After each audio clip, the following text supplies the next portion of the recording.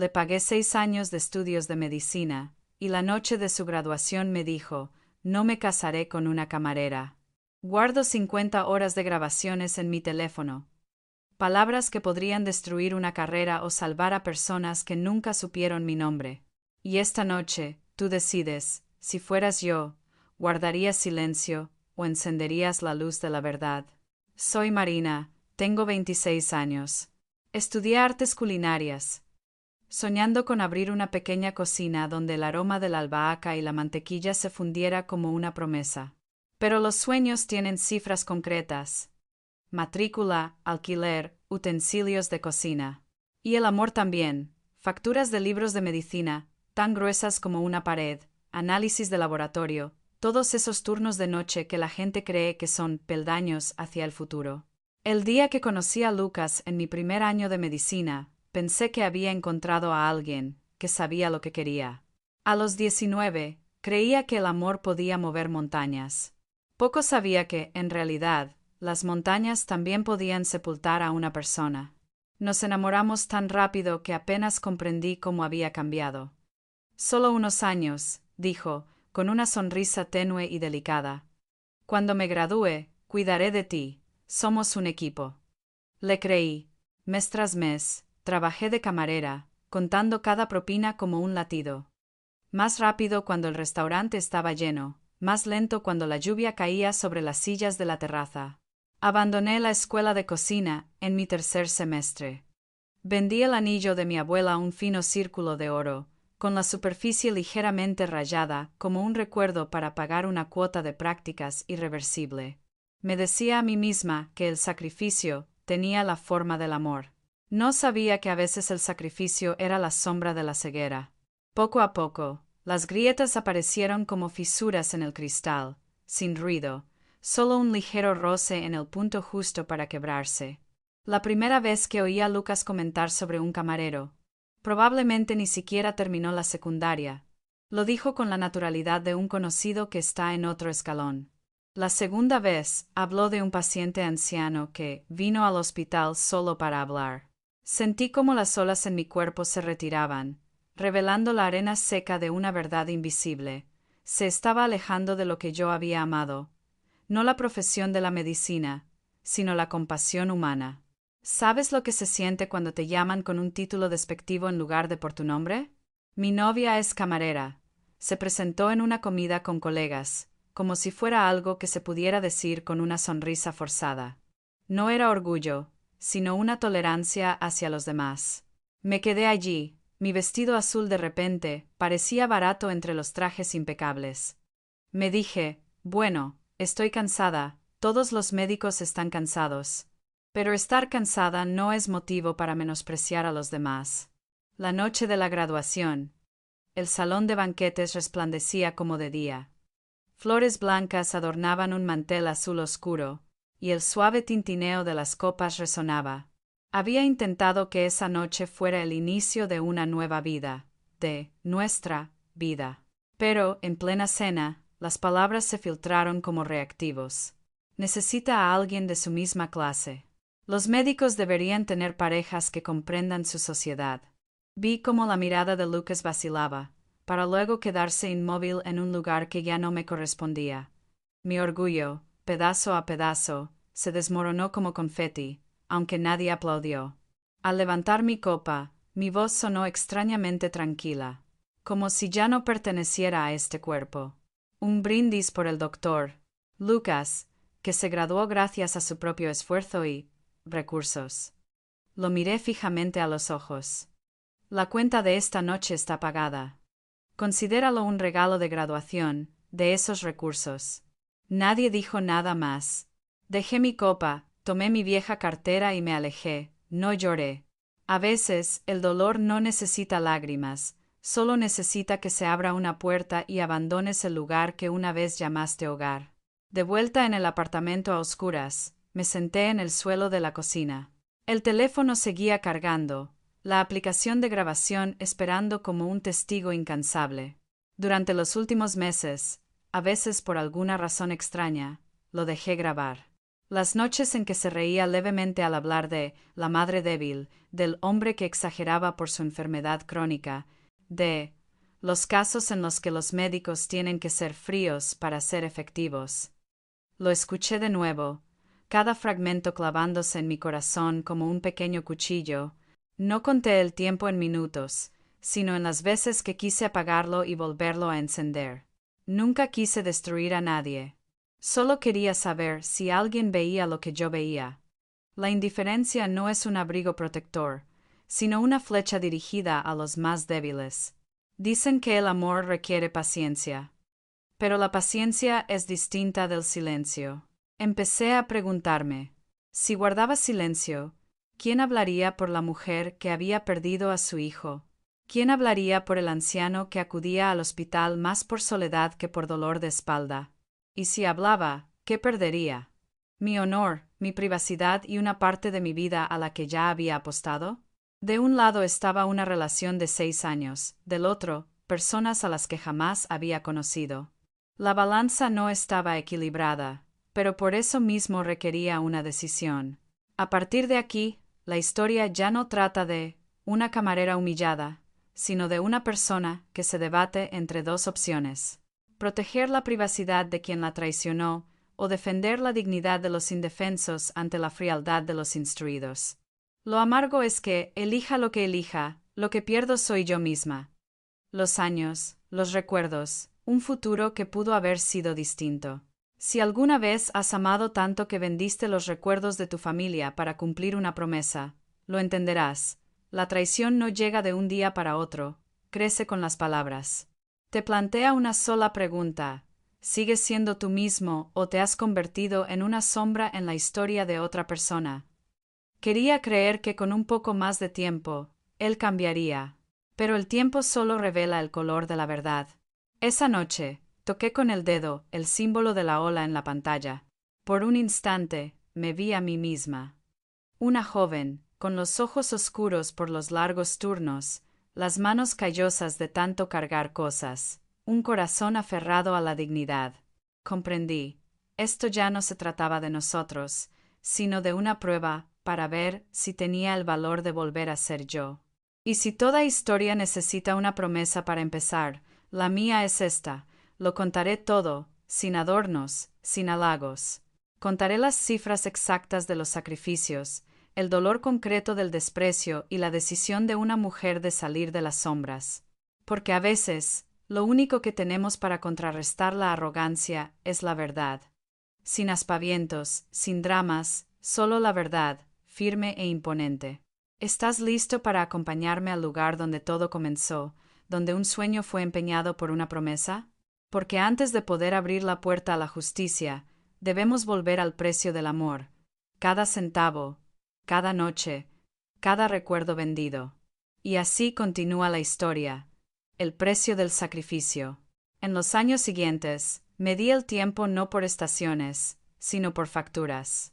Cada mes era una montaña rusa: matrícula, libros de texto, prácticas, blusas, estetoscopios, y luego los pequeños pagos que siempre llegaban justo cuando mi cartera estaba vacía. Trabajaba 7 días a la semana en un restaurante, al mediodía, con el sol brillando, y por la noche, con las luces encendidas. Cada turno era una carrera sin fin. Apilaba las propinas en montones de colores. Claro para el cambio, oscuro para el día en que me quebré. Algunas noches, me sentaba bajo la luz de la cocina y hacía cuentas: si sumo el turno del miércoles por la noche, más los 2 turnos del domingo, apenas cubriré la factura del laboratorio el mes que viene. Todo tenía sentido, porque me decía, solo unos años. Le había prometido a mi abuela que cocinaría para ella en mi pequeño restaurante. Su salsa secreta albahaca seca en el porche era el alma del menú. Pero el día que la escuela anunció la cuota, no aplazable, para las prácticas de Lucas, sostuve su anillo de bodas, delgado como un círculo de recuerdos. El joyero me miró como si contemplara una triste costumbre del mundo. Llamé a mi madre, al otro lado de la línea, guardó silencio un largo rato, luego preguntó: ¿estás segura? Me tragué el ardiente no, y respondí: segura. La llamada se cortó, Mi dedo seguía apretado como si aún sostuviera el anillo. Había creído que el amor era un número que se podía sumar, que se podía restar, siempre y cuando fuera positivo al final del semestre. Mi amiga Ana me envió un mensaje largo después de escuchar la historia. El amor no se paga a plazos con intereses, Marina. No hipoteques tu futuro. Miré la pantalla y lo aparté como si fuera una mota de polvo, diciéndome que Ana no lo entendía. Mi amor tenía una meta clara, un plan, una fecha límite marcada en la mente de ambos. Creía que ese sacrificio se transformaría en fe. Lo que no sabía era que la fe, al regresar, siempre me arrastraba consigo. Una tarde lluviosa, el dueño del restaurante me preguntó por qué había pedido otro turno de fin de semana. Ya has trabajado 7 turnos, Marina. Sonreí. Solo este mes. Miró el calendario. No, estás sobrecargada de trabajo. Casi me reducen las horas por no seguir la política de rotación. Estaba detrás de la barra, mirando los vasos alineados, y por primera vez vi el mundo como una pista de patinaje, sin fuerzas para agarrarme, solo para deslizarme. Esa noche, Lucas me escribió: Te quiero. Sé que trabajas mucho, pero no te preocupes, tu futuro médico te lo devolverá todo. La palabra devolverá era tan ligera como la espuma en el borde de un vaso. Hermosa, frágil. Sus cambios iniciales fueron tan sutiles que podían perderse en el bullicio de un largo día. En un restaurante, comentó sobre un camarero. Probablemente no ha terminado la secundaria. Le dije: Quizás esté cansado. Lucas sonrió y agitó la mano. No lo entiendes. El comentario resonó en la mesa como una puñalada. Otra noche, contó la historia de un anciano con dolor de espalda que estaba hospitalizado, más por soledad que por enfermedad. Hay gente a la que hay que decirle que se vaya a casa, que no desperdicie su cama de hospital. Me quedé sin palabras. Recordé a los clientes del restaurante. El hombre que inclinaba la cabeza para limpiar meticulosamente su cuchara y sobrellevar el vacío. La anciana que pedía otra rebanada de pan para aliviar su aburrimiento. Pensaba que todas las profesiones eran agotadoras, que a veces los médicos necesitaban mantener las distancias. Pero distancia era distinto de frialdad. Esa barrera empezó a aparecer como una pequeña grieta en el esmalte. Aprendí a calcular de otra manera, no solo el dinero, sino también el precio del silencio. Cada vez que sacaba dinero para pagar una factura, me preguntaba si había sacrificado mi sueño o mi dignidad. Canalizaba mis sueños culinarios en mis pocas horas libres, anotando recetas, leyendo reseñas de chefs, hojeando el cuaderno de mi abuela. El cuaderno empezaba a amarillar por los bordes, igual que yo. De día, era un camarero que escuchaba historias de desconocidos. De noche, una mujer que ignoraba la suya. Un día esa rutina se detuvo. El restaurante estaba lleno, la cocina a reventar. Yo era camarero y casi me caigo. Un vaso se rompió con un estallido seco. El encargado me llevó detrás de la cortina, y en voz baja, me dijo: Necesito un descanso. Sonreí con disculpa, pero por dentro calculaba: si falto a mi turno, tendré que pagar parte de la cuota mensual. Firmé el acta disciplinaria, salí y recogí cada trozo de cristal del suelo. Cada trozo era como un sueño roto. Lo recogía, sangraba un poco, lo tiraba a la basura y volvía a sonreírle al cliente. Me decía: no pasa nada, él se encargará luego. La palabra luego se hacía tan larga que hacía que la gente se olvidara del día de hoy. Mientras el luego se prolongaba interminablemente, Lucas se fue calmando en sus comentarios. No sabía si era descuido o una nueva costumbre, pero me di cuenta de que estaba aprendiendo a olvidarme de reaccionar. Dejé de discutir. Opté por ese silencio contenido que las mujeres usan para sobrellevar los momentos difíciles con sus familias. Cada vez, una puerta se cerraba dentro de mí. Recuerdo la noche en que discutimos por primera vez por una tontería. Le sugerí que llamara a la enfermera de noche para agradecerle su ayuda en un caso difícil. Frunció el ceño. «Les pagan por eso», murmuré. Recogí la mesa, intentando pensar en una frase que no convirtiera la cena en una batalla campal. pero justo entonces una pregunta me salió de repente, tan seca que me dolió la garganta. ¿Y tú? ¿Te pagan por los años que vendiste? No me atreví a levantar la vista, temerosa de ver el vacío en sus ojos que solo encontraría respuesta en el silencio. Y así fue. Te cuento esto no para cuantificar el trabajo, sino para que comprendas el precio de un sueño de mudarme, de mis manos a las del hombre que amo. Cada centavo que gasto no es solo dinero, sino una puntada en una herida voluntaria. Cada turno extra que trabajo no es solo tiempo, sino un músculo delgado que se estira. No se oye el desgarro, pero a la mañana siguiente te sientes un poco más débil. Pensaba que el sacrificio era el camino más corto a la felicidad, pero resulta que el sacrificio, si no se respeta, es solo una pendiente resbaladiza que puede derribarte cuando menos lo esperas. En algún momento, comprendí que no solo había cambiado dinero, sino también mi diálogo interno. Justifiqué su imprudencia con excusas de cansancio laboral. Racionalicé mi amargura como cómo lidiar con el estrés. Lo vestí con la bata blanca de la razón, mientras me despojaba del delantal del amor propio. Y entonces, cuando la frase «no lo entiendes» se repitió suficientes veces, se convirtió en una especie de llave dentada que abrió la última puerta en mí, la puerta de la duda.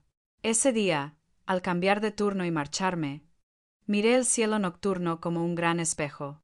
En él vi a una joven que acababa de vender su sueño para proteger el de otros, y que había aprendido a reprimir sus lágrimas para cumplir una promesa rota.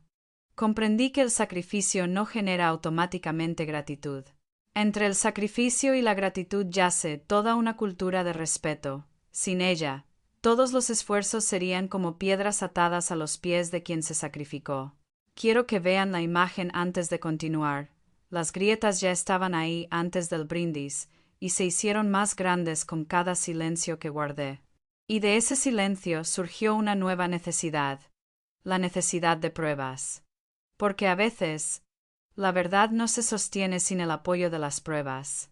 Pero eso no fue lo único que me hizo fijarme en el icono de Rec. La grieta no se rompió hasta que llegamos al pasillo del hospital, donde la distancia profesional se transformó en frialdad sistémica. Y fue entonces cuando me quité la máscara.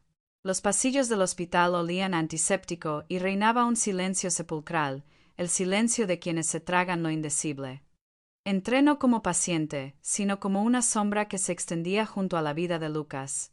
Y fue allí donde la máscara empezó a resquebrajarse. Turno de tarde del martes. Contó, casi con indiferencia, la historia de un hombre de 82 años que ingresó con dolor de espalda. La tomografía salió bien. Obviamente estaba triste. Quería hablar con alguien, dijo Lucas encogiéndose de hombros. Una cama de hospital no es un salón de té. Le pregunté. Pero el dolor es dolor. Venga de donde venga, ¿no?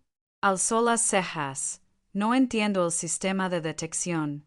A la vuelta de la esquina, una joven enfermera se giró brevemente, con los labios apretados como si contuviera algo. Vi esa mirada. La mirada de alguien que ha sentido el dolor punzante y se ha asustado ante la frialdad sin sangre. Esa noche, en casa, mencioné al anciano. Lucas se rió. A algunos ancianos solo hay que animarlos un poco. No malgastes tus recursos. Pensé en los clientes habituales de los restaurantes. Pagan por un plato de sopa, pero en realidad están pagando por una hora de atención. La medicina es vida, la comida es memoria. Ambas son formas en que la gente se aferra a la sensación de que aún tiene un lugar en este mundo. Porque a una se le llama cuidado y a la otra molestia. Empecé a grabar con el móvil. Al principio por accidente, luego a propósito. No para buscar errores, sino para conservar algo que temía negar cuando estaba demasiado enamorada. Palabras como una fina hoja, que no corta, pero que va cortando poco a poco.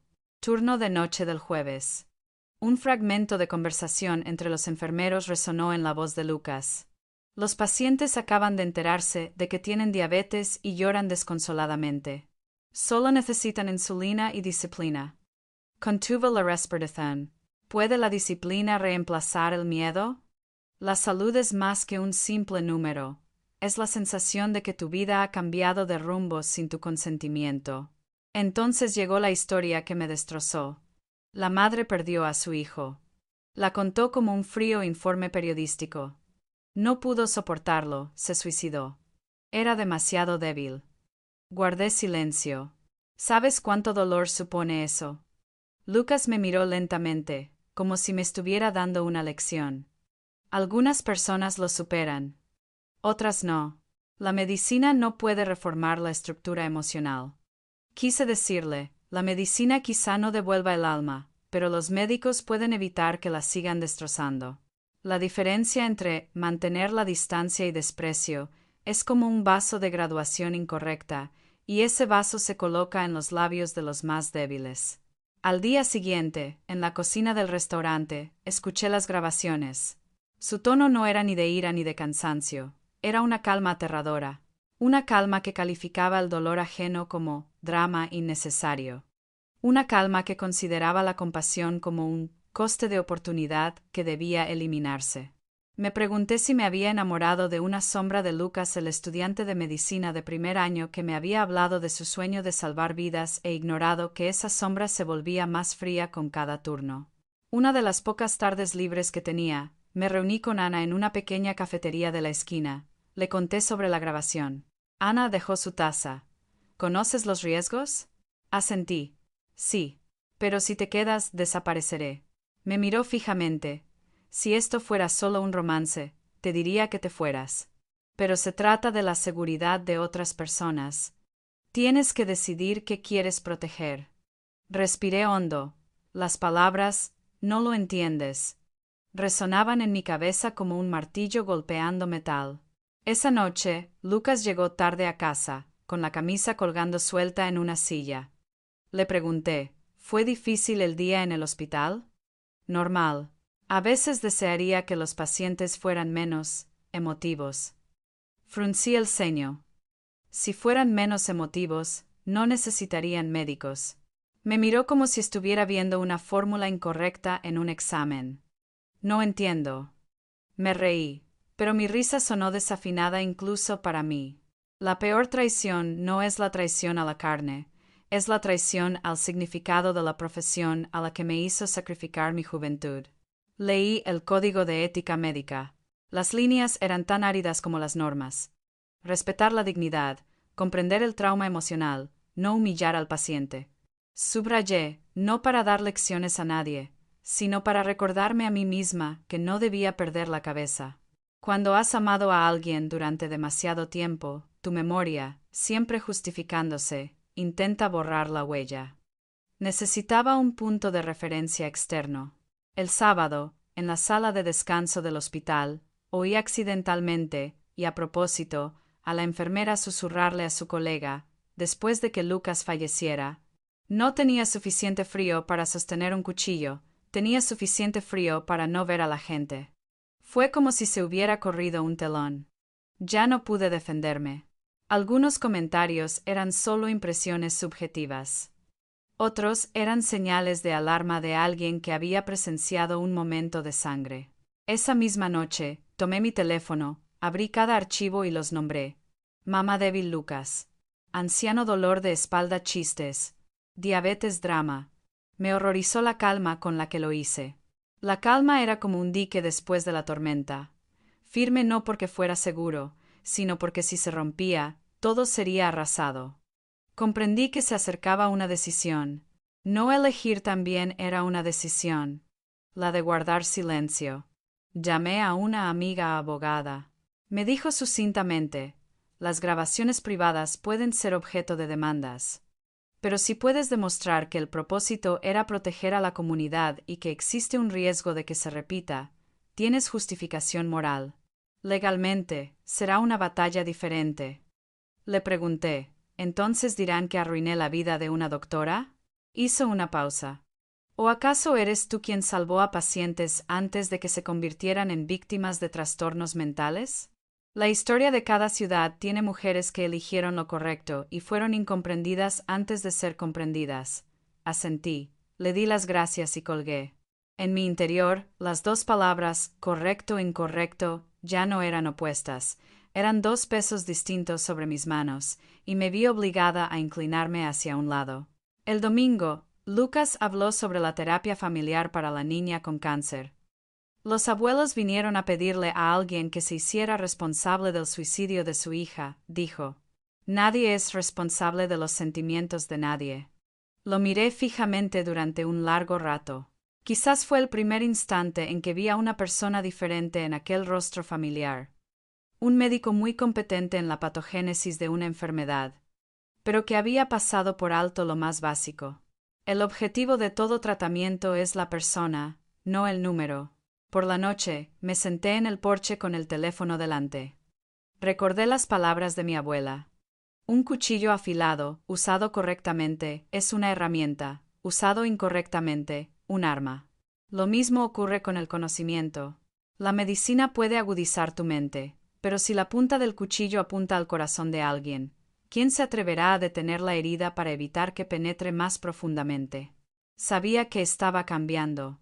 El dolor cambió, del dolor de ser menospreciada al dolor de ver a otros a punto de ser abandonados en nombre de la experiencia. Y de ese dolor surgió una idea. Si no me rebelaba, me estaría fallando a mí misma, a la chica que vendió su anillo de recuerdos para creer en una promesa de bondad. Cerré su cuaderno y escribí en la última página. El respeto no es un acompañamiento, es el plato principal. Al dejar la pluma, supe que no había escapatoria. Solo me quedaba adentrarme en el ojo del huracán. Y entonces, una tarde cualquiera, el tintineo de una cuchara contra un vaso en un restaurante evocó otro sonido, el tintineo de copas en una recepción de graduación. Supe que había llegado al límite de una decisión crucial, la máscara había caído. Lo que siguió ya no fue una fractura silenciosa, sino una explosión pública. La noche del brindis, y los correos electrónicos que cambiarían el destino. El salón de banquetes estaba tan iluminado como de día aquella noche. Había elegido manteles azul oscuro para realzar las flores blancas, con la esperanza de lograr un comienzo elegante. No tenía ni idea de que estaba decorando para un funeral, no de amor, sino de fantasía. Me quedé junto a la mesa auxiliar, observando a Lucas moverse entre colegas, profesores, apretones de manos y felicitaciones. Irradiaba la alegría propia de alguien a punto de entrar a otra clase. De repente, recordé las noches limpiando mostradores, contando monedas, la espalda de mi camisa empapada de sudor. Detalles que no se mencionaban en ninguna de las felicitaciones. Mientras las risas resonaban en la mesa de al lado, me di cuenta de que mencionaban mi nombre, no, mi puesto de trabajo. La novia de Lucas es camarera, ¿verdad? Una mujer con un vestido de terciopelo, dijo en voz baja, pero audible. Los médicos deberían tener parejas que comprendan su mundo. Miré a Lucas. Dudó un instante, el suficiente para que mi última esperanza se desvaneciera, y luego sonrió. Creo que es hora de pensarlo. Él, pensarlo, cayó sobre la mesa, como la última moneda de una apuesta que sabía que había perdido hacía mucho. Di un paso al frente, como si estuviera sirviendo mi propia mesa.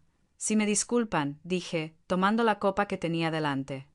El frío cristal rozó mis dedos calientes. Brindo por el doctor Lucas, que se graduó gracias a su propio esfuerzo y recursos. Hice una pausa para respirar. La cuenta de esta noche está pagada. Considérenlo un regalo de graduación, de recursos. Hay silencios que dan ganas de esconderse en un cajón. Este era un silencio distinto. Obligaba a la gente a quedarse donde estaban y a verte. Lucas estaba allí, pálido.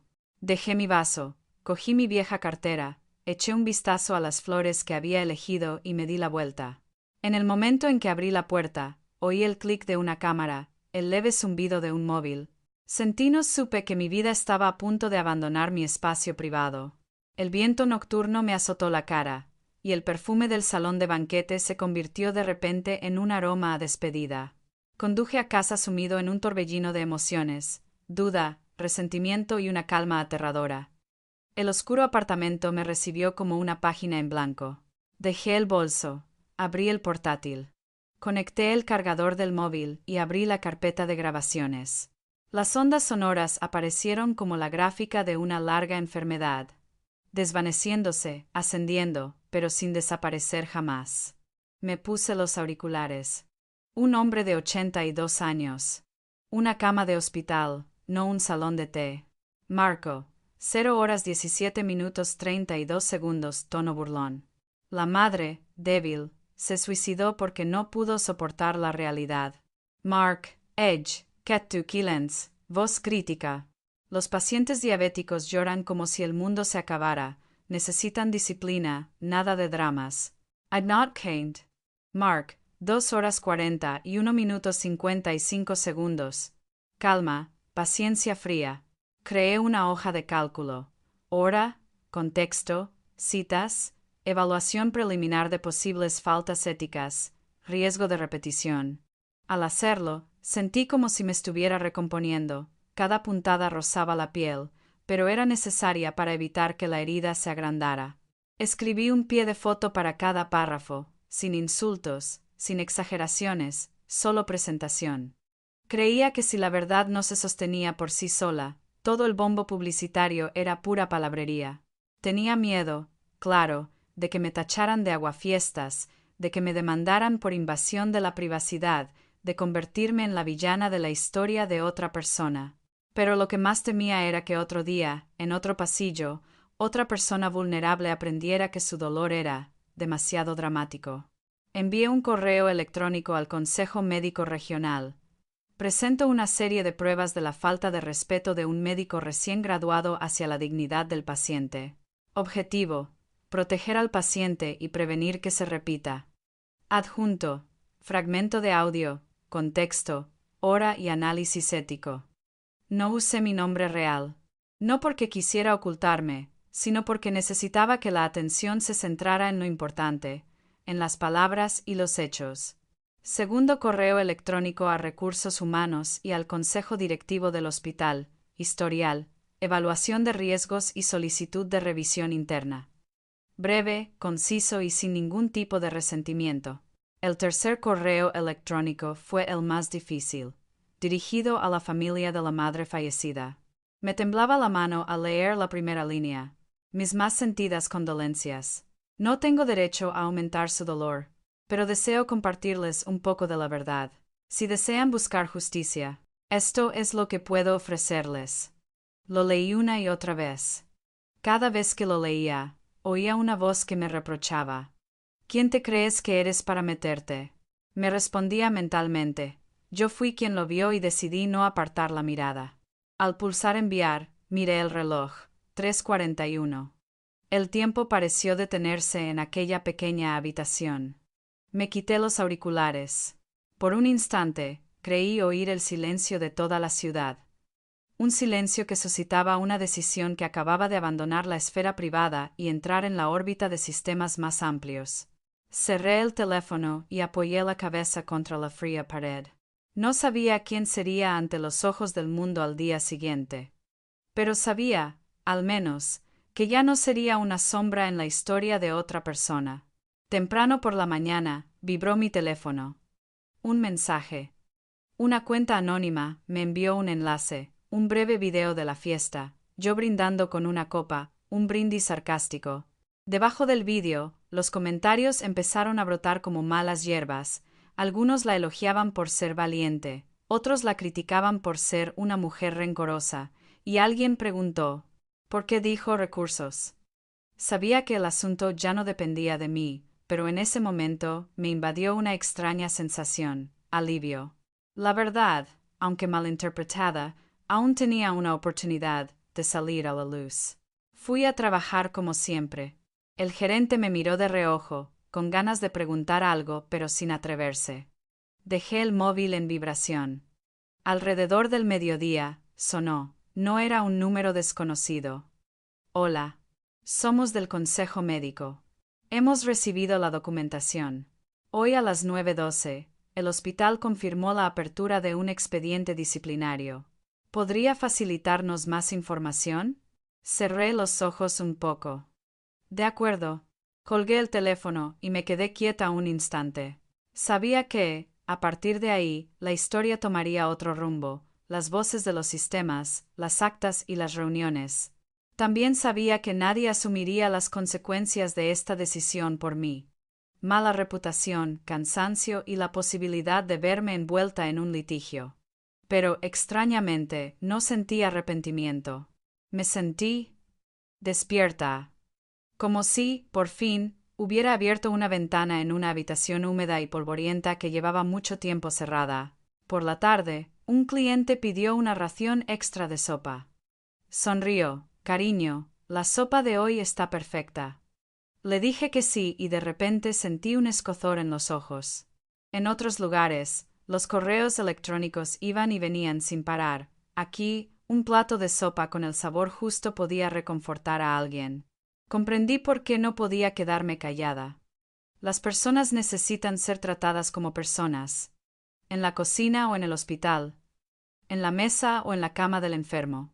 Lucas llamó por la noche. No contesté. Algunas conversaciones llegan tarde, y su tardanza es una respuesta. Al cerrar la puerta del restaurante, observé las sillas ordenadas, recordando las filas de sillas del salón de banquetes. 2 espacios, 2 tipos de luz, pero la misma pregunta: ¿de qué lado estoy? Esa noche, decidí estar del lado de la justicia, incluso cuando esa justicia se presentó en forma de fríos archivos de audio y cartas anónimas. Mañana llegarán las consecuencias, lo sé. Pero antes de afrontar la adversidad, necesito algo: evitar caer. Y para lograrlo, cocinaré, trabajaré, responderé a todos los correos, escucharé más dolor sin juzgar. Porque la única manera de sobrevivir a una decisión importante es seguir viviendo de acuerdo con el motivo por el que la tomé. Y entonces, como suele suceder con los números redondos, a las 9:12 de la mañana siguiente llegó la segunda llamada. Ya no era una confirmación, sino una petición para reunirse. La puerta al siguiente capítulo se había abierto. Caídas y cómo me levanto. La llamada de las 9:12 fue más que una confirmación. Fue una invitación a colaborar con el equipo de investigación. La sala de conferencias del hospital era fría y estaba innecesariamente iluminada. La luz parecía resaltar cada arruga de los expedientes que tenía delante. Lo relaté todo, sin enfatizar ni mostrar rencor. Un médico mayor se cerró las gafas con suavidad. La medicina permite cierta distancia para preservar la razón, pero no permite alejarse de la humanidad. Asentí. No había venido a ganarme a nadie, había venido a salvar algo. Durante el día me llovieron mensajes. El colegio médico abre una investigación disciplinaria. El hospital está suspendido temporalmente. Esa tarde, el vídeo del tostado se viralizó en un medio local. El artículo era un desastre. Algunos me tachaban de cruel, otros de valiente. Apagué la pantalla, me lavé las manos y volví a la cocina. El aceite se calentó y las cebollas desprendían un aroma delicioso. Mientras en otros lugares se debatían opiniones, aquí, el almuerzo tenía que estar perfectamente sazonado. Los días siguientes estuvieron repletos de largas reuniones. Las enfermeras corroboraron las declaraciones escuetas. Un residente suspiró y dijo que había pedido un cambio de turno porque el frío empeoraba la situación en la habitación. El abogado que representaba a la familia de la madre me pidió que permaneciera en el anonimato. Acepté. El anonimato no es una forma de esconderse, es una forma de evitar que la historia se desvíe de lo esencial. La decisión provisional llegó antes de lo esperado. Suspensión, a la espera de una audiencia disciplinaria. Lucas llamó. No contesté. Sabía que, al otro lado de la línea, hablaría de contexto, presión, buenas intenciones malinterpretadas. Pero las intenciones no pueden borrar las cicatrices de quien las sufrió. Quizás lo más difícil de crecer sea aceptar que algunas cicatrices no se pueden compensar con el futuro. El anuncio oficial de la sanción disciplinaria tuvo lugar en una pequeña sala. Me senté en la última fila, pidiendo prestado el nombre de un empleado de logística para entrar. Cuando el presidente leyó: inhabilitación temporal, solicitud de remisión del expediente al Subcomité Superior de Ética, la sala quedó en un silencio que nadie quería volver a oír. No miré a Lucas. Solo miré mis manos. No temblaban. Quizá porque lo entendía.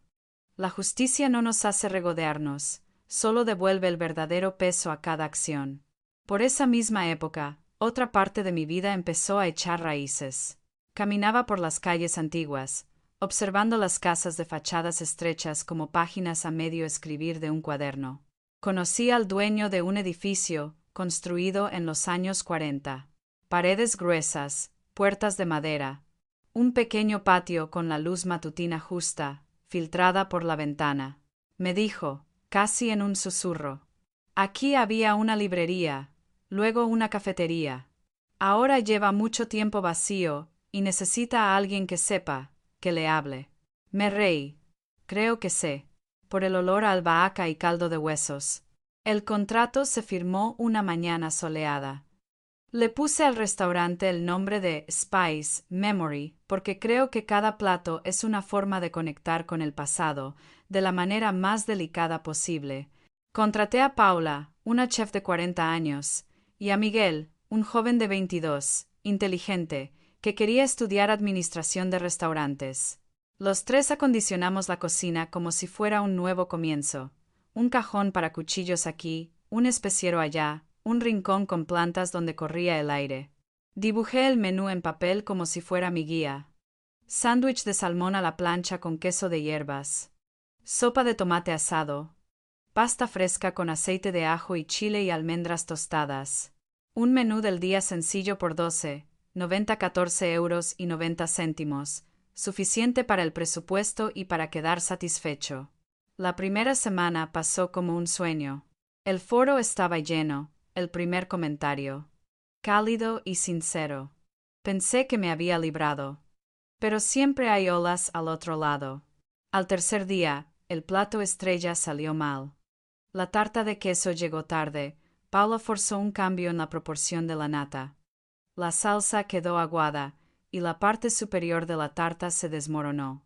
Justo a tiempo, una influencer gastronómica pasó por allí y publicó: nuevo restaurante, buena idea, mala ejecución. Al final del día, se cancelaron 5 reservas del fin de semana. Llegué a casa, abrí la nevera vacía, y me reí como un alma en pena. La justicia, una vez, llegó con una decisión fría, y el éxito me dejó con un error garrafal en la cocina. A la mañana siguiente, llamé a cada cliente para cancelar y programé una degustación gratuita para otro momento. Paula y yo revisamos a cada proveedor, cambiamos los quesos y ajustamos la temperatura del horno. Reescribí el proceso de 5 pasos del plato estrella, cronometrando cada uno. Creé un nuevo menú de almuerzo, plato principal, ensalada y bebida, reduciendo un poco el margen de ganancia a cambio de una mayor disponibilidad. Miguel recorrió el vecindario repartiendo invitaciones, sonriendo hasta que se le secaron los labios. 3 días después, los clientes regresaron. No muchos, pero lo suficientes para que el personal de cocina confiara en mí. Justo entonces apareció Daniel, el arquitecto al que le había pedido consejos sobre cómo usar el patio. Caminaba despacio, mirando las macetas de albahaca y romero como si leyera un libro. «Has conservado la esencia del edificio», dijo, «y le has dado un aroma nuevo». Me reí. A este aroma se le llama supervivencia. «Has conservado un aroma nuevo». Desenrolló los planos. Este rincón puede usarse como un pequeño bar por la noche y como una estantería para que los invitados tomen prestados libros. Para que los recuerdos no se queden solo en la lengua. Lo miré, sintiendo por primera vez que la persona que tenía delante no quería sustituirme, no quería enseñarme, solo quería ayudarme a hacer las cosas bien. Tuvimos nuestro primer desacuerdo sobre una pared. Él decía que debíamos abrirla de par en par para que entrara la luz. Yo decía que debíamos evitar el ruido de la calle. La discusión duró 3 horas. Finalmente, cedí a medias, abrir las ventanas de par en par, conservar los postes de la pared. Él sonrió. La forma en que proteges tu espacio me hace creer en este lugar. Comprendí una cosa: el respeto es la única base para cualquier cooperación, tanto en la cocina como en el corazón. Justo cuando el restaurante empezaba a tranquilizarse, el consejo médico envió su decisión final.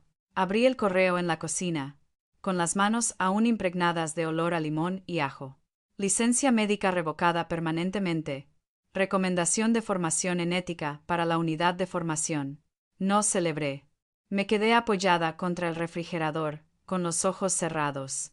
El aroma del caldo hirviendo se fue apagando, como mi corazón. Paula llamó: Marina. La mesa 4 está lista. Colgué y respondí, enseguida. Esa noche, un periodista me llamó y pidió entrevistarme con el hombre que cambió el destino de un médico. Rechacé la solicitud cortésmente. Yo no cambio el destino de nadie, simplemente saco a la luz la verdad. El destino cambia cuando se enfrenta a ella.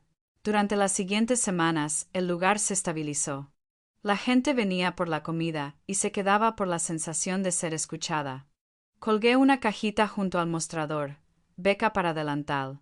Una parte de las propinas se destinaba a patrocinar a una estudiante de cocina en prácticas.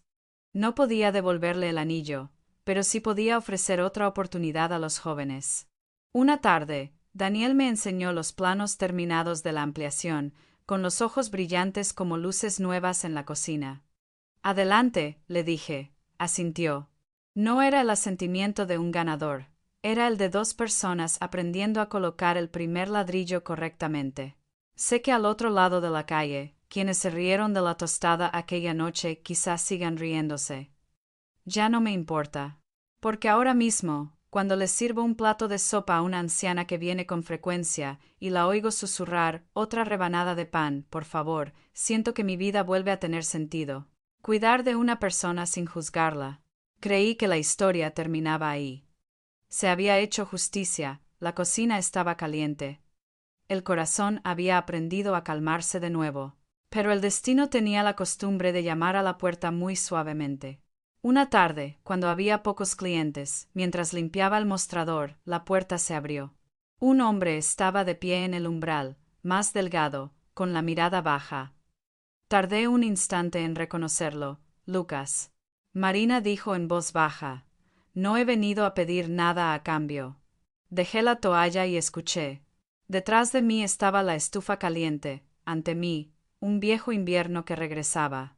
Y este sería el final de la historia, no sobre la ira, sino sobre los límites. Sobre la posibilidad de la redención, y sobre cómo perdonar sin traicionarnos a nosotros mismos. Se quedó un buen rato en la puerta, como temiendo perturbar algo que acababa de aquietarse. Dejé la toalla para limpiar la encimera y le dije: Siéntate. No hubo abrazo, ni preguntas que obligaran a recordar. Solo una silla de madera, dos adultos y una conversación que se había perdido hacía muchos años. No te pedí que volvieras, dijo Lucas primero. Vine a disculparme. Su voz era ronca, sin la seguridad de antaño. No llevaba puesta la blusa. Su camisa estaba descolorida, tenía las manos arañadas y las uñas manchadas del marrón claro del cartón. No olía a su perfume habitual, sino a la luz del sol que entraba en el almacén. ¿Dónde trabajas?, pregunté. En una organización que ayuda a familias necesitadas, respondió. Clasificando alimentos, gestionando papeleo. Cuando la inundación azotó los suburbios, fuimos de puerta en puerta registrando la ayuda. Sacamos a una anciana de un edificio inundado, cargamos a un niño entre el lodo. Hizo una pausa y añadió: Fue la primera vez que sentí que estaba haciendo algo decente sin ninguna certificación. Lo miré fijamente a los ojos. No buscaba mentiras, sino que comprobaba si había suficiente verdad entre nosotros como para pronunciar nuestros nombres. Fui a terapia, dijo. Durante mucho tiempo. El médico me dijo que aprendí a ver los sentimientos de los demás como incidentes que había que resolver, en lugar de como parte de su esencia. Fui a casa del esposo de Elena Cardoso, ella falleció para disculparme. Hablé de lo que dije, no les pedí perdón. Pero dijeron: si la verdad cambia a alguien, entonces la verdad ha cumplido su cometido. Retiraron la demanda. No porque yo lo mereciera, sino porque querían romper el ciclo de dolor. Sentí que mi mano se contraía, no por resentimiento, sino porque el recuerdo me conmovió profundamente. Le pregunté: ¿sientes lástima por mí o por el trabajo? Asintió, luego negó con la cabeza y volvió a asentir. Por todo. Pero sobre todo porque usé tu sueño como combustible para el camino que me llevó a la arrogancia. ¿Qué esperas de mí hoy? Pregunté con voz tan tranquila como el agua que había dejado reposar durante la noche. No espero nada, respondió. Solo quiero que sepas que, por primera vez, entiendo que el silencio no es neutral. El silencio me ha vuelto cruel sin siquiera darme cuenta. Y tú no guardaste silencio. Nos sentamos en silencio. Las cucharas de la mesa del fondo tintineaban suavemente contra los cuencos. Recordé un día lejano en el que yo también guardé silencio, hasta la noche del brindis. Hay silencios que salvan vidas. Hay silencios que matan lentamente aquello en lo que creemos. Miré a Lucas por última vez, como quien pasa la página de un libro. Gracias por venir, dije. Puedo seguir haciendo el bien sin ti como testigo. Se puso de pie. Antes de irse, dejó un papel sobre el mostrador. Una fotografía en blanco y negro de un almacén de ayuda humanitaria, con cajas apiladas ordenadamente, y la letra pequeña que decía: Asesoramiento psicológico gratuito para cuidadores, la sala de Elena, dijo en voz baja. Le pusieron su nombre. La puerta se cerró. Me quedé sola, escuchando las voces cansadas de la gente en la calle. No me sentía feliz. Encontré lo que había estado buscando todo este tiempo, un límite. El límite entre dejar que otros paguen por sus errores y desear no ser arrastrada por el pasado. Perdonar no es volver a firmar el viejo contrato. Perdonar es cancelar el contrato que te has hecho a ti misma, un contrato al que le das la espalda. Unas semanas después, asistí a una pequeña subasta benéfica en el centro comunitario del barrio. En la vitrina había un anillo delgado, con el oro rayado como por el viento. No era el anillo de mi abuela, ese lo habíamos usado para pagar la universidad, pero era lo suficientemente parecido como para que mi corazón reconociera la forma de un círculo. Pujé con la cantidad exacta que había ahorrado trabajando 3 turnos extras y recibiendo una amonestación por romper un vaso. Al ponerme el anillo, no intentaba recrear el pasado, estaba celebrando un presente. Yo decidía cómo perdurarían mis recuerdos. Esa noche, coloqué una nueva caja de madera junto al mostrador, beca para delantales. Una pequeña nota, de la propina trimestral para un becario de cocina. Si alguna vez has disfrutado de un reconfortante plato de sopa, por favor, dona $1 para que alguien más aprenda a cocinar una buena sopa. Pensé en todas las personas que habían pasado por mi vida. Los clientes habituales que pedían rebanadas de pan extra, las enfermeras susurrando con temor a una habitación de hospital más fría. Ana con su taza de café y sus palabras de madera. Lucas en la puerta con su foto de la habitación de Elena. Todos ellos, de una forma u otra, tenían las manos sobre el dorso del cuchillo para evitar cortar demasiado. Cuando llegó tarde a su turno, Daniel trajo los nuevos planos de la ampliación al mostrador. Ya no discutíamos como 2 personas que reclamaban lo que era correcto. Hablábamos como 2 personas que buscaban lo suficiente. Señaló la pared a medio quitar. La luz justa, el ruido justo de la calle.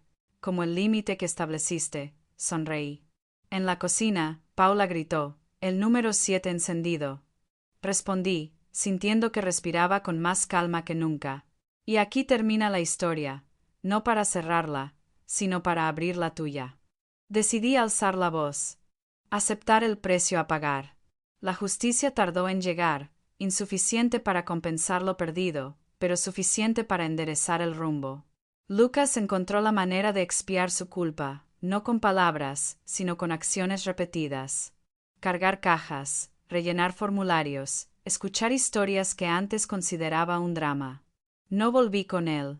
Volví conmigo misma, a la estufa caliente, al anillo nuevo, a la cajita de madera con las monedas sueltas que se convirtieron en oportunidad.